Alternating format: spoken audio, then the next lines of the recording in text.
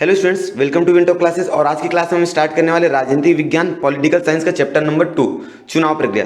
Students, इसके पहले मैंने पार्ट पहला बना दिया है। मैंने संविधान की प्रगति, उसके अंदर मैंने बताया हुआ कि भारतीय संविधान क्या है, फिर राजनीति परिपक्वता क्या है, लोकतंत्र क्या है, सत्ता का विकेंद्रीकरण क्या होता है, सूचना का अधिकार, ये जैसे मुद्दों के बारे में मैंने इसके पहले वाले पार्ट में बताया हुआ है। यदि आपने उन वीडियोस को नहीं देखा होगा तो उन वीडियोस को भी आप लोग देख सकते हो। तो आज की क्लास में हमें स्टार्ट करना है चुनाव प्रक्रिया। स्टूडेंट्स, यह पार्ट हमारे लिए बहुत ज़्यादा इंपॉर्टेंट है, क्योंकि हमें मालूम होना चाहिए हम जिस देश में रहते हैं वहाँ पर जो हमारे प्रत्याशी होते हैं, ठीक है, जो हमारे प्रतिनिधि होते हैं, वो किस तरह चुन कर आते हैं, उनकी चुनाव प्रक्रिया किस तरह से होती है, जिनको हम लोग वोट देते हैं वह किस तरह से चुन कर जाते हैं, वो हमारे लिए क्या काम करते हैं, ठीक है ना। चुनाव प्रक्रिया कैसे होती है, चुनाव कौन करवाता है, कैसे होता है, ये सारी चीज़ें जानकारी हमको होनी चाहिए। तो ये वीडियो हमारे लिए बहुत ज़्यादा इंपॉर्टेंट है हमारे देश की चुनाव प्रक्रिया को समझने के लिए। और विश्वास कीजिए, आपको इस पार्ट से बहुत सारी जानकारियाँ मिलने वाली है। सिर्फ वीडियो को स्टार्ट टू एंड तक देखना। मैं अंतिम में आपसे कुछ 3 से 4 प्रश्न पूछूंगा, उनसे 3 से 4 प्रश्नों का उत्तर आपको कमेंट सेक्शन में कमेंट करके बताना है। और इन 3 से 4 प्रश्नों को उत्तर देने के लिए आपको पूरा वीडियो ध्यान से देखना पड़ेगा, ठीक है स्टूडेंट्स। तो चलिए हम लोग देर ना करते हुए वीडियो को शुरू कर लेते हैं। स्टूडेंट, चुनाव प्रक्रिया में हम लोग सबसे पहले देखेंगे चुनाव का महत्व क्या है, क्या जरूरी क्यों हमको चुनाव कराना, ठीक है ना।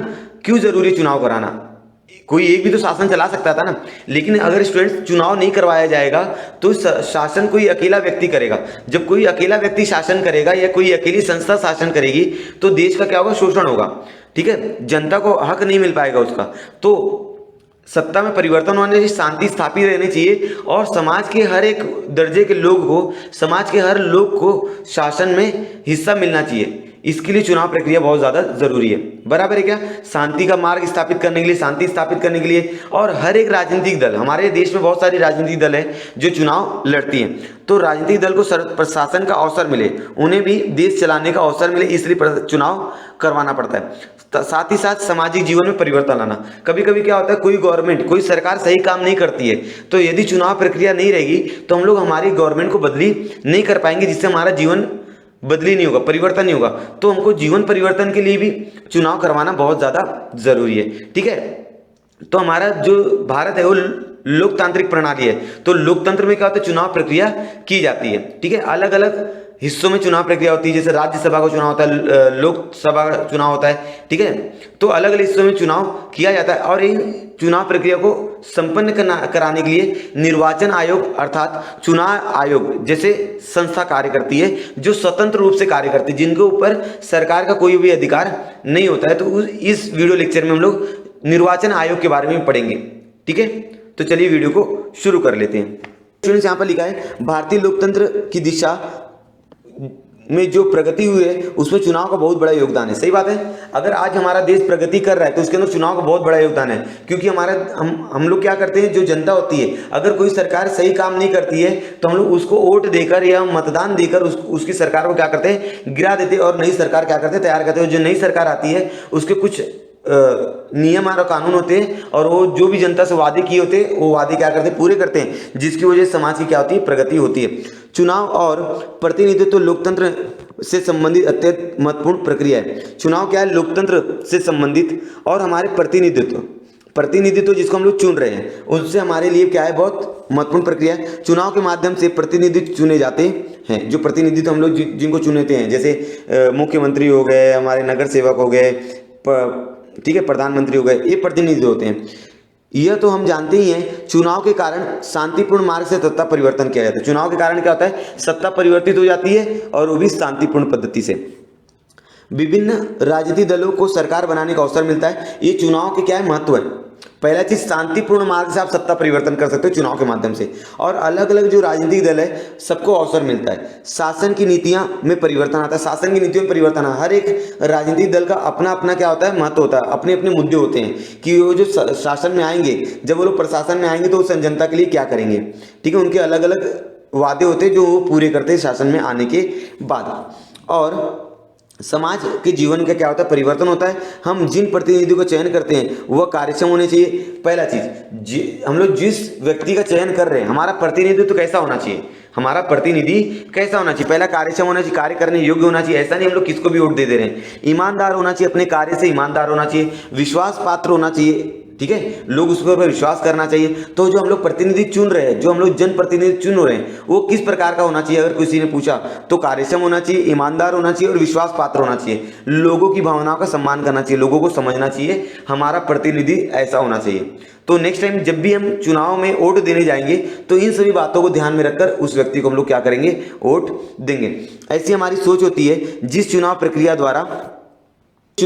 द्वारा हम प्रतिनिधित्व को चुनने वाले हैं, वह चुनाव प्रक्रिया में खुली, निष्पक्ष और विश्वसनीय होनी चाहिए। अब अगला टॉपिक आता है कि चुनाव प्रक्रिया कैसी होनी चाहिए। खुली होनी चाहिए, मतलब सबको मालूम होना चाहिए, ठीक है। निष्पक्ष होनी चाहिए, किसी का पक्ष नहीं होना चाहिए, और विश्वसनीय होनी चाहिए, विश्वास के साथ होनी चाहिए।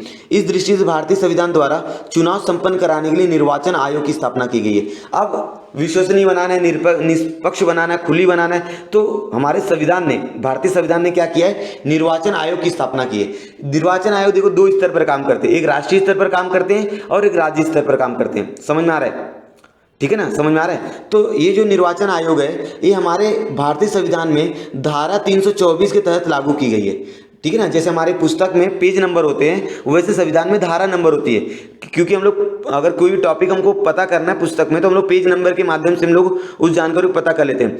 तो उसी तरह संविधान में अगर कोई चीज़ ढूंढनी है तो उससे हम लोग क्या करते हैं, धारा नंबर देते हैं, धारा क्रमांक। तो धारा क्रमांक 324 में निर्वाचन आयोग के बारे में लिखा गया है, ठीक है ना। और ये निर्वाचन आयोग करते क्या है, ये निर्वाचन आयोग हमारी जो चुनाव प्रक्रिया होती है देश में, उसका शांतिपूर्ण ढंग से क्या करते हैं, संपन्न करवाते हैं, ठीक है ना। जैसे दो प्रकार के निर्वाचन आयोग मैंने बनाया, एक राष्ट्रीय निर्वाचन आयोग होता है, एक राज्य स्तर का निर्वाचन आयोग होता है। जो राष्ट्रीय स्तर का निर्वाचन आयोग होता है स्टूडेंट्स, वो राष्ट्रपति, फिर उपराष्ट्रपति, संसद, विधिमंडल, इन सभी लोगों का क्या करता है, चुनाव करवाता है। और जो राज्य स्तर का चुनाव मंडल होता है, वह किसका चुनाव करवाएगा, वह जैसे नगर सेवक हो गए, ठीक है ना, एमएलए हो गए, ठीक है, इन सारे लोगों का चुनाव करवाएगा छोटे लेवल पर। समझ में आ गया क्या।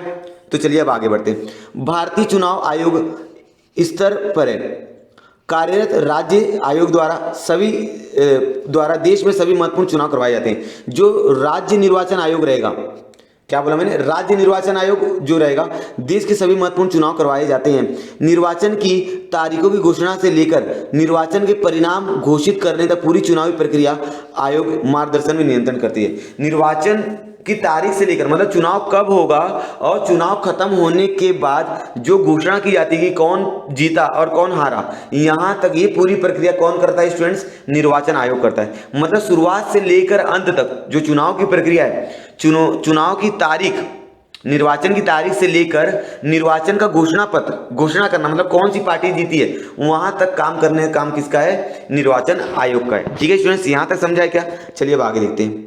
अब यहाँ पर लिखा है, क्या आप जानते हैं प्रतिनिधित्व किसे कहते हैं। प्रतिनिधि किसे कहते हैं स्टूडेंट, जिसको हम लोग वोट देते हैं, जिसको हम लोग अपना मतदान देते हैं, वो क्या होता है, हमारा प्रतिनिधित्व होता है। जो क्या करता है, हमारी बातों को सरकार तक पहुंचाने का काम करता है, ठीक है ना।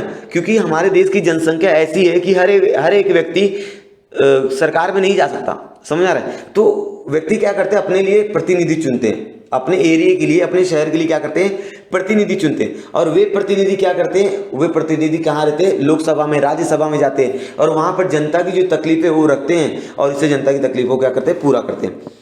आधुनिक लोकतंत्र प्रतिनिधि लोकतंत्र है। लोकतंत्र की निर्णय प्रक्रिया पूरी तरह जनता का समावेश कर पाना संभव नहीं है। लोकतंत्र के निर्णय में पूरी तरह से जनता को हम लोग शामिल नहीं कर सकते, क्योंकि इतनी बड़ी जनसंख्या है, 130 करोड़ की हमारी आबादी है, तो हर एक जनता वहां पर जाकर निर्णय नहीं ले सकती। तो जनता क्या करती है, अपने लिए प्रतिनिधि चुनती है। समझ में आ रहा होगा स्टूडेंट्स। इसलिए जनता द्वारा कुछ लोगों को शासन चलाने के लिए प्रतिनिधि रूप में चुनने की पद्धति का निर्माण हुआ है।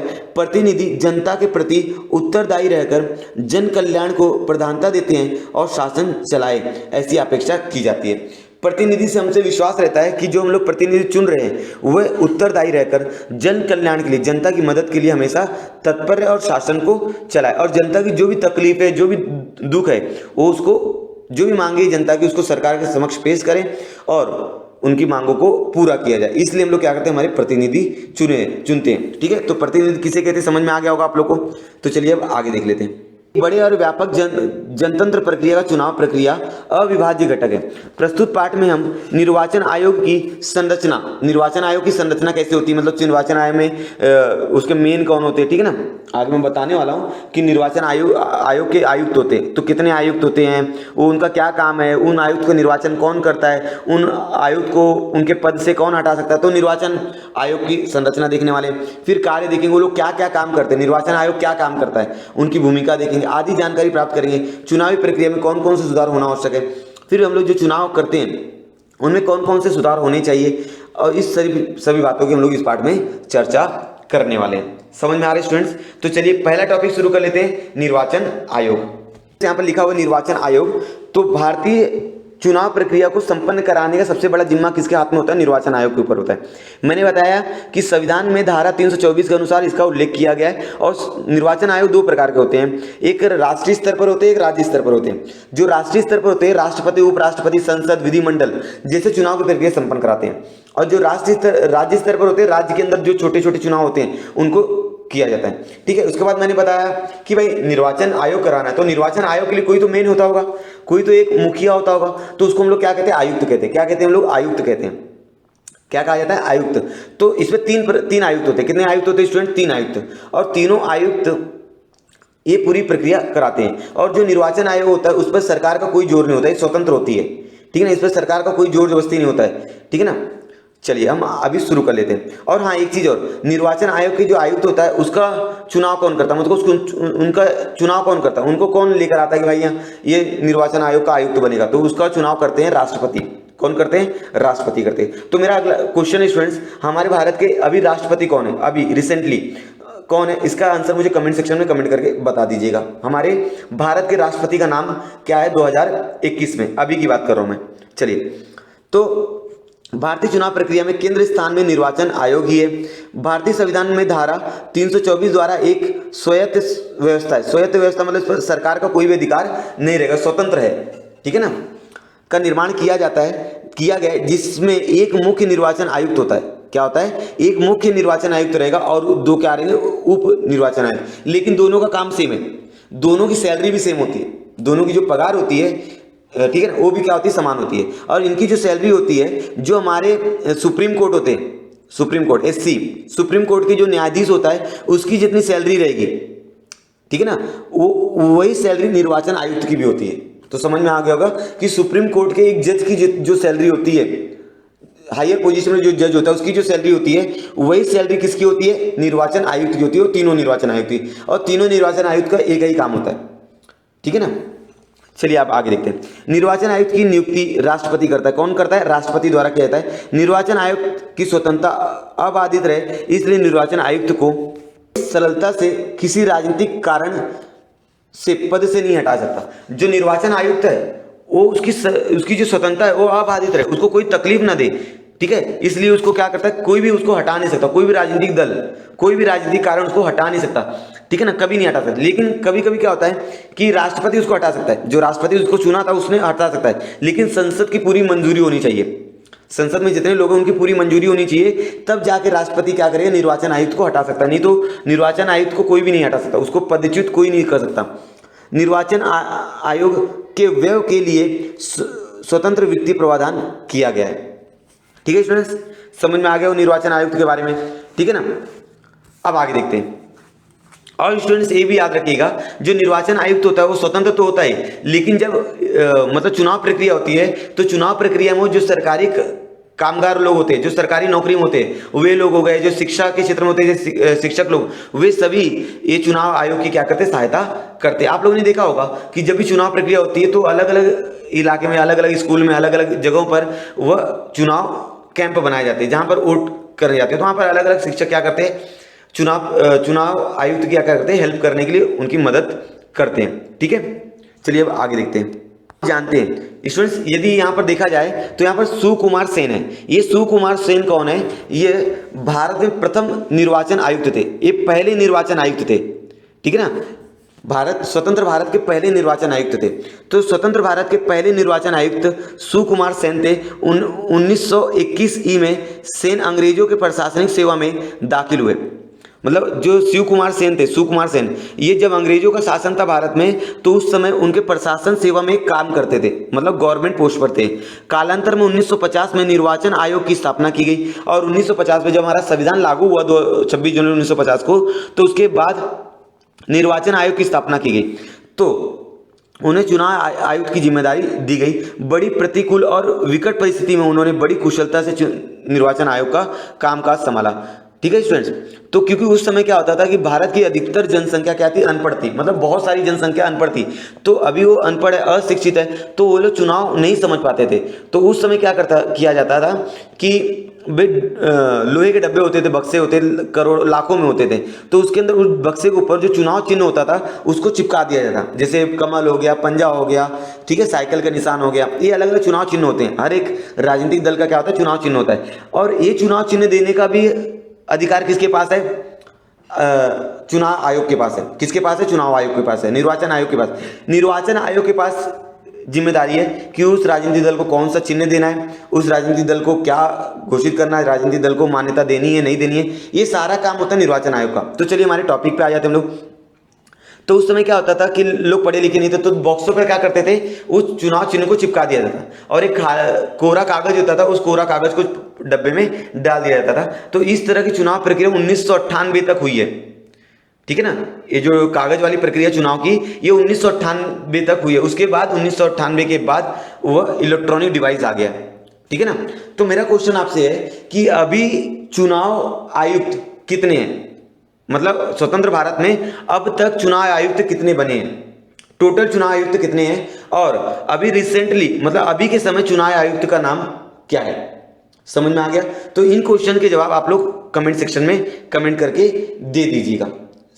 निर्वाचन आयोग में स्वतंत्र कर्मचारी वर्ग नहीं है, ठीक है, अन्य सरकारी विभाग में कार्यरत अधिकारी, इसके अंदर कोई कर्मचारी नहीं होता, ऐसा ही नहीं उसके अंदर लोग कर्मचारी जाके काम करते हैं, ऐसा नहीं। जो सरकारी विभाग में काम करने वाले लोग हैं, जैसे म्यूनसिपालिटी के लोग हो गए, शिक्षक हो गए, ठीक है, ये लोग जो होते हैं शिक्षक, कर्मचारियों की सहायता से चुनाव प्रक्रिया संपन्न की जाती है। तो सरकारी कर्मचारी शिक्षकों के माध्यम से जो चुनाव प्रक्रिया होती है वह संपन्न करवाई जाती है। ठीक है, अगला टॉपिक, निर्वाचन आयोग के कार्य। अब निर्वाचन आयोग क्या क्या काम करेगा। पहला काम क्या करेगा कि भाई मतदाता की सूची तैयार करेगा। मतदाता की सूची मतलब कितने लोग वोट देने वाले, जिस इलाके में इलेक्शन होने वाला है वहां पर कितना। फिर चुनाव का कार्यक्रम, चुनाव किस प्रकार से होगा, कैसे होगा। फिर उसके बाद प्रत्याशियों का प्रार्थना पत्र लेंगे। प्रत्याशी मतलब जो चुनाव में खड़े हुए, जो इलेक्शन में खड़े हुए, चुनाव लड़ने के लिए खड़े हुए, उनका प्रार्थना पत्र लिया जाएगा। फिर राजनीतिक दलों को मान्यता दी जाएगी कि भाई हाँ ये दल क्या होते हैं, ये चुनाव प्रक्रिया में खड़े हो सकते हैं। ठीक है, इसके बाद चुनाव संबंधित विवाद। अब चुनाव के दौरान जो भी विवाद उत्पन्न हुए थे, जो भी लड़ाई झगड़ा मारपीट हुआ होगा, उनको सुलझाना। निर्वाचन क्षेत्र की पुनर्रचना करना। अब निर्वाचन क्षेत्र में जो भी परिवर्तन लाया गया था उसको फिर वापस से उसी तरह बना देना। तो स्टूडेंट्स आप लोगों को समझ में आ गया कि निर्वाचन आयोग के कार्य क्या होते हैं। पहला मैंने बताया मतदाता की सूची तैयार करना। सबसे पहला काम मतदाता की सूची तैयार करो कि उस जगह पर कितने लोग मतदान करने वाले हैं। ठीक है ना स्टूडेंट्स, तो चलिए देखते हैं। मतदाताओं की सूची तैयार करना। 18 वर्ष पूर्ण आयु वाले हर भारतीय नागरिक को मतदान करने का अधिकार है। सही बात है, 18 साल के बाद हर व्यक्ति मतदान कर सकता है। उनकी लिस्ट बनाने का काम कौन करेगा, चुनाव आयोग करेगा। इस अधिकार का उपयोग करने के लिए उसका नाम मतदाता सूची में होना चाहिए, अनिवार्य। और मतदाता सूची में होना चाहिए, मतदाता की सूची बनाना, उसे अद्यतन बनाए रखना, नए मतदाताओं को समावेश करना, कई प्रकार के कार्य निर्वाचन आयोग करना है। साथ ही साथ अगर कोई मतदाता है जिसकी मृत्यु हो चुकी है तो अब उसकी मतदान लिस्ट से उसका नाम हटना चाहिए। तो ये नाम हटाने काम भी कौन करेगा, चुनाव आयोग करेगा। मतदाता को पहचान पत्र देने का अधिकार निर्वाचन आयोग के प्राप्त है। ठीक है, क्या आप जानते हैं मतदाता पंजीकरण के लिए विशेष मतदाता जागृति अभियान चलाया जाता है। इसके लिए राष्ट्रीय मतदाता दिवस मनाया जाता है। तो मेरा अगला क्वेश्चन है, राष्ट्रीय मतदाता दिवस कब मनाया जाता है। इसका आंसर आप लोग को कमेंट सेक्शन में कमेंट करके बताना है। ठीक है, चलिए अगला चीज क्या करता है राष्ट्रीय चुनाव आयोग, देखते हैं। तो दूसरा, चुनाव का कार्यक्रम कराना। चुनाव किस तरह संपन्न किया जाएगा, कहाँ संपन्न किया जाएगा, कितने चरणों में होगा वो चुनाव, ये सारी प्रक्रियाएं चुनाव आयोग करवाता है। चुनाव को पूर्ण रूप से संपन्न कराने की जिम्मेदारी किसके पास होती है, चुनाव आयोग के पास होती है। होने के कारण किस राज्य में कब और कितने चरणों में, कौन से राज्य में कब होना है चुनाव और कितने चरणों में चुनाव होना है, यह निर्णय लेने का काम किसके पास है? चुनाव आयोग के पास है। ठीक है, तो पहला आपने देख लिया कि भाई मतदाता की सूची आपने तैयार कर लिया। दूसरी चीज क्या हो गया? चुनाव का कार्यक्रम, मतलब कौन से इलाके में चुनाव करवाना है और कितने चरणों में चुनाव करवाना है, ये हो गया। अब उस जगह पे जहां पर चुनाव होने वाला है वहां पर कितने प्रत्याशी चुनाव लड़ने के लिए खड़े होने वाले। तो चलिए, प्रत्याशी उम्मीदवारों का नामांकन पत्र और छानबीन, नामांकन पत्र लेना और छानबीन करना कि वो जो प्रत्याशी चुनाव में खड़ा हो रहा है उसके ऊपर कोई मतलब कोई चार्ज तो नहीं है, वो क्रिमिनल तो नहीं है, उसने कुछ धोखाधड़ी वाला काम तो नहीं किया है, कुछ गलत काम तो नहीं किया, उसके ऊपर कोई पुलिस केस तो नहीं है। अगर ये सारी चीजें नहीं होती तो उसको हम लोग चुनाव आयोग क्या करता है? परमिशन देता है। यदि उसके ऊपर एक भी केस दर्ज है, ठीक है ना, अगर वो एक भी केस दर्ज है तो उसको चुनाव में खड़े होने की परमिशन नहीं मिलेगी। ठीक है ना। चलिए, अब यहां पर लिखा है ऐसा क्यों करना पड़ता है? प्रत्याशी के चुनाव खड़े होने के लिए आयु सीमा शर्त होती है। ठीक है ना, अगर प्रत्याशी कोई चुनाव में खड़ा होता है तो उसके लिए कुछ आयु है कि 18 साल 24 साल आयु है, उतने साल के बाद ही खड़ा हो सकता, कोई भी नहीं खड़ा हो सकता, उसके लिए एक पर्टिकुलर टाइम डिसाइड किया गया है। ठीक है, फिर भी अन्य जानकारी निर्वाचन आयोग को देना क्यों आवश्यक है? प्रत्याशी को अपने पास की संपत्ति का ब्यौरा निर्वाचन आयोग के पास क्यों देना पड़ता है? जो प्रत्याशी खड़ा हो रहा है तो उसको उसके पास कितनी संपत्ति है उसको ब्यौरा देना पड़ता है कि भाई मेरे पास इतनी संपत्ति है, ताकि आगे जाके उस संपत्ति का वो गलत इस्तेमाल ना कर पाए। आप लोग देखे होंगे आपके आसपास बहुत सारे ऐसे प्रत्याशी होते हैं जो पैसे देकर वोट लेते हैं। ठीक है, तो इस तरह के प्रत्याशी क्या करते हैं? गलत काम करते हैं, चुनाव का गलत फायदा उठाते हैं। ठीक है, तो उनका ब्यौरा भी, संपत्ति का ब्यौरा, मतलब उनके पास कितना पैसा, उन्होंने चुनाव में इलेक्शन में कितने पैसे खर्च किए गए, इसका एक लेखा जोखा उसको निर्वाचन आयोग को देना पड़ता है। तो चलिए अब आगे देख लेते हैं। विभिन्न राजनीतिक दल अपने अपने प्रत्याशियों को चुनाव में खड़ा करते हैं, जैसे बीजेपी हो गई, कांग्रेस हो गई, वो अलग अलग प्रत्याशियों को क्या करते हैं? चुनाव में खड़ा करते हैं। साथ ही कुछ प्रत्याशी किसी राजनीतिक दल का समर्थन न लेते हुए स्वतंत्र रूप से खड़े हो जाते हैं। कुछ ऐसे प्रत्याशी होते हैं जो किसी भी राजनीतिक दल का समर्थन नहीं लेते हैं। ठीक है ना, वे क्या करते हैं? खुद ही खड़े हो जाते हैं। उनके ऊपर उनका चुनाव चिन्ह अलग अलग रहेगा, किसी का सीटी रहेगा, किसी टीवी रहेगा, अलग अलग चुनाव चिन्ह रहेगा। वो लोग किसी राजनीतिक दल को सपोर्ट नहीं करते, उसको निर्दलीय कहा जाता है। क्या कहा जाता है? निर्दल, किसी दल को सपोर्ट नहीं करते वो लोग। ऐसे निर्दलीय चुनाव लड़ने वाले उम्मीदवारों के साथ साथ सभी प्रत्याशियों को नामांकन पत्र भरना, जितने भी चुनाव में खड़े उनका नामांकन पत्र भरना, उसमें स्वयं की संपूर्ण व्यक्तिगत जानकारी लिखनी पड़ती है। जो व्यक्ति खड़ा हो रहा है उसके अंदर वो खुद की जानकारी पूरी लिखे, उसका नाम, गांव, पता, सारी जानकारी। निर्वाचन आयोग द्वारा इन नामांकन कड़ी जांच और पड़ताल की जाती है। उस व्यक्ति के ऊपर कड़ी जांच और पड़ताल की जाती है कि वो व्यक्ति कोई धोखाधड़ी वाला तो नहीं है, गलत व्यक्ति तो नहीं है, हम लोग गलत व्यक्ति को तो चुनाव में खड़ा नहीं कर रहे हैं। तो पूरी तरह से छानबीन की जाती है और पात्र प्रत्याशियों को चुनाव लड़ने की अनुमति दी जाती है और जो सही होता है उसको चुनाव लड़ने की परमिशन दी जाती है। तो चलिए अब अगला देख लेते हैं। स्टूडेंट्स, हमारा राजनीतिक दलों को मान्यता देना। अब राजनीतिक दल को मान्यता देना, अब कौन कौन से राजनीतिक दल उस इलाके में चुनाव लड़ सकते हैं, ठीक है ना, तो उनको मान्यता देना। अपने देश में बहुदलीय पद्धति, बहुदलीय मतलब बहुत सारी पद्धति है। देखो, आम आदमी पार्टी है, भाजपा है, शिवसेना है, महाराष्ट्र नवनिर्माण सेना है, ठीक है, समाजवादी पार्टी है, बहुजन समाज, तो बहुदलीय पद्धति है। ठीक है ना। कौन कौन से दल को हमको चुनाव लड़वाना, एक काम भी किसका है? निर्वाचन आयोग का है।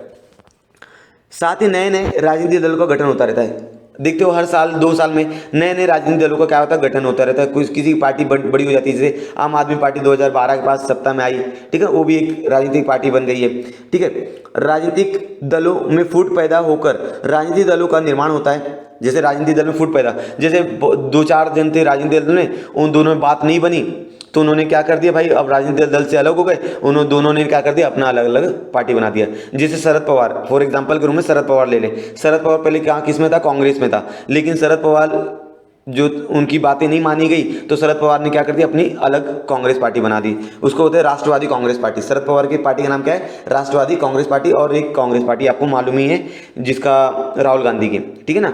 उनको में फूट पैदा हो जाती है तो लोग अलग अलग राजनीतिक पार्टी बना लेते हैं और फिर वो लोग अलग से अपना चुनाव लड़ते हैं। ऐसे सभी दलों का निर्वाचन आयोग की मान्यता लेना अनिवार्य है। किसी राजनीतिक दल को की मान्यता को समाप्त करने का अधिकार भी निर्वाचन आयोग है। अगर कोई राजनीतिक दल गलत काम कर रहा है तो उसकी मान्यता को रद्द करने का अधिकार भी किसके पास है? राष्ट्रीय चुनाव आयोग के पास है। निर्वाचन आयोग राजनीतिक दल को चुनाव चिन्ह प्रदान करता है, चुनाव चिन्ह देने का काम करता है। चुनाव चिन्ह क्यों जरूरी है स्टूडेंट्स? चुनाव चिन्ह इसलिए जरूरी है क्योंकि हमारे भारत देश में बहुत सारे ऐसे लोग हैं जो पढ़े लिखे लोग नहीं है, तो वो लोग पढ़ नहीं सकते, लेकिन वो देख तो सकते हैं ना, तो देख के वो लोग पता लगा सकते हैं कि हाँ ये जो चुनाव चिन्ह है ये कौन सी दल के लिए, मतलब मगर अगर मैं इस चुनाव चिन्ह पर अपना वोट दूंगा तो ये वोट मेरा किसको जाएगा, तो इसके लिए चुनाव चिन्ह देना पड़ता है ताकि एक अनपढ़ व्यक्ति भी वोट दे सके। समझ में आ रहा होगा आप लोग को? चलिए, क्या आप बता सकते हैं निर्वाचन आयोग किन निष्कर्षों पर राजनीतिक दलों को मान्यता देता है? निर्वाचन आयोग अलग अलग निष्कर्षों पर मान्यता देता है। जैसे हम लोग आगे के पार्ट में देखने वाले राजनीतिक दल का नाम का एक पार्ट है, उस पार्ट में लोग देखेंगे राजनीतिक दल बनने के लिए, कोई भी दल निर्माण होने के लिए उसके पास कौन कौन सी शर्तें लागू होनी चाहिए। ठीक है स्टूडेंट्स, चलिए अब आगे देखते हैं। ऐसा क्यों? अनुसूचित जातियों और अनुसूचित जनजातियों के लिए कुछ निर्वाचन क्षेत्र आरक्षित रखे गए हैं। जो अनुसूचित जाति है, अनुसूचित जनजाति है, स्टूडेंट्स इनको समाज में निम्न दर्जे से देखा जाता है, इसलिए निर्वाचन क्षेत्र में इनके लिए एक आरक्षित जगह रख दी गई ताकि समाज में ये भी अपने आप को ऊंचा उठा सके। नहीं तो अगर इनको आरक्षित जगह नहीं दी जाएगी तो समाज में अपने आप को बड़ी कास्ट समझने वाले लोग हैं वे क्या करेंगे, इन लोगों को दबाएंगे और इनको शासन में बराबर हक नहीं देंगे। ठीक है ना, इसलिए इनको आरक्षित जगह रखी गई है ताकि ये भी समाज में एक उच्च दर्जा प्राप्त कर सकें। राजनीतिक दलों को अपने चुनाव चिन्ह होते हैं, सही बात है, हर एक राजनीतिक दल का क्या होता है, अपना चुनाव चिन्ह होता है और इस चुनाव चिन्ह के माध्यम से लोग इलेक्शन लड़ते हो, मतदान लेते हैं। मतदान और मतगणना के समय राजनीतिक दल अधिकृत प्रतिनिधि उपस्थित रहते हैं। जब भी मतदान होता है, जहां पर भी वोटिंग होती है, तो उस वोटिंग पॉइंट पर, उस स्थान पर प्रतिनिधित्व उपस्थित होते हैं ताकि वहां पर कोई लड़ाई झगड़ा ना हो। जहां वोटिंग हो रही है वहां पर उस दल के प्रतिनिधि उपस्थित होते हैं ताकि वहां पर कोई लड़ाई झगड़ा ना हो, मारपीट ना हो, तो ये सारी चीजें वहां पर होती हैं।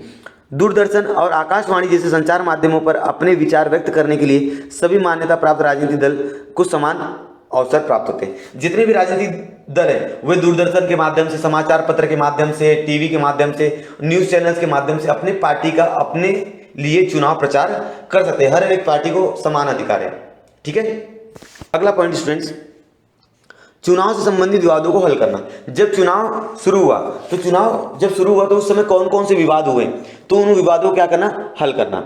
ठीक है ना, अगर कोई व्यक्ति लड़ाई कर लिया, झगड़ा कर दिया, मारपीट कर लिया तो उसको दोषी करना।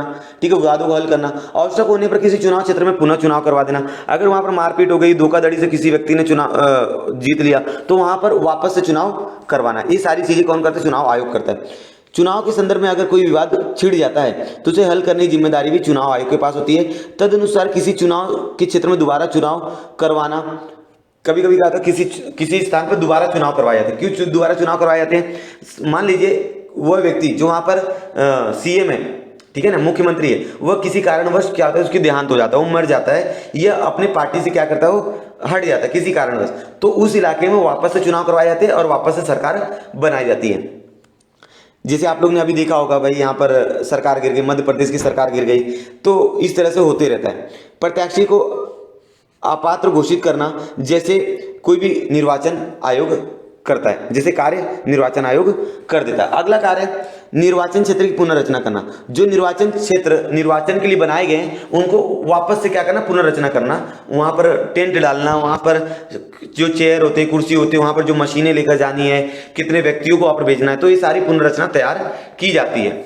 ठीक है, जब आप लोग भी 18 साल के हो जाओगे, जब आप लोग देखोगे तो आपको समझ में आ जाएगा। लोकसभा के कुल 573 सदस्य, अभी लोकसभा में टोटल 573 सदस्य हैं। इन सदस्यों का चुनाव कैसे होता है? प्रत्येक सदस्य एक निर्वाचन क्षेत्र का प्रतिनिधित्व करता है। हर एक सदस्य क्या करता है, एक निर्वाचन क्षेत्र का क्या करता है, प्रतिनिधित्व करता है। जो आपके एरिया का, जो भी आपके एरिया का एमएलए रहेगा, जो नगर सेवक रहेगा, वो क्या करेगा, उस इलाके से खड़ा होता है और उस इलाके के लिए लड़ता है। अर्थात लोकसभा में 543 निर्वाचन क्षेत्र है। लोकसभा में टोटल कितने निर्वाचन क्षेत्र है? 543 है। ठीक है ना। इन निर्वाचन क्षेत्र का गठन करने का कार्य भी क्या करता है? निर्वाचन आयोग ही करता है। यह समिति किसी भी दबाव न आते हुए तटस्थ रूप में निर्वाचन क्षेत्र की पुनर्रचना करती है। इसके ऊपर किसी भी प्रकार का दबाव होता है क्या? नहीं होता है। तो चलिए अब आगे देखते हैं। लिखा निम्नलिखित में से किन्हीं दो कारणों का आचार संहिता भंग होता है ऐसा आपको लगता है? किन कारणों से आचार संहिता? आचार संहिता क्या होता है स्टूडेंट्स?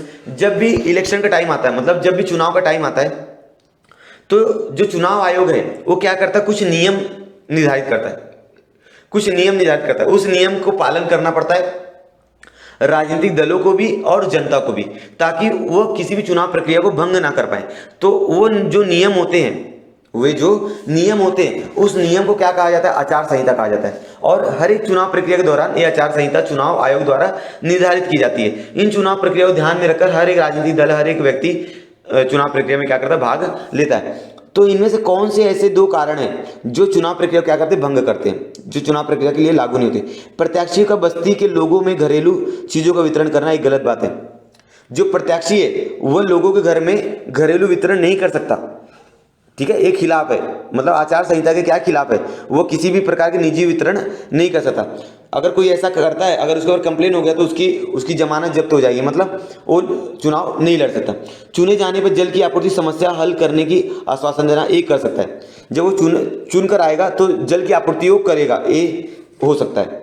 घर घर जाकर मतदाताओं से मिलना और जिता देने के लिए प्रार्थना करना, ये वो कर सकता है। रैली निकाल सकता है, घर घर जाकर वो अपने लिए बोल सकता है, भाई मुझे वोट दो और मैं जीतना चाहता हूँ, इस तरह से वो बोल सकता है। जाति या धर्म की दुहाई देकर समर्थन प्राप्त करना, ये गलत है।